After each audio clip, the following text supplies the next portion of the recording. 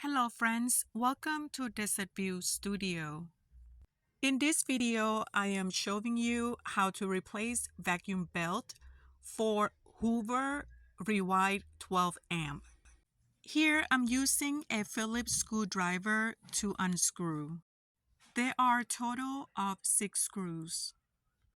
I have purchased my replacement belt on Amazon, and here are the base number where you can look it up.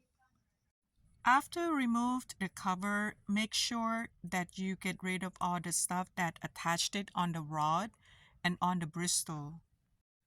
Putting on the replacement belt can be very tricky.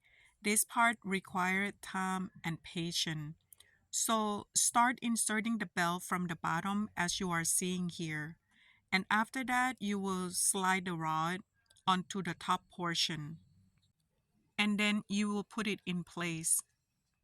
Due to the tightness of the belt, it is difficult to insert onto the rod and bring it up into the slot. After everything is completed, put the cover back on. I bring it back inside the house and start vacuuming. Everything is working great again. Thank you so much for watching. Please don't forget to subscribe, like, and share. Until my next video, bye for now.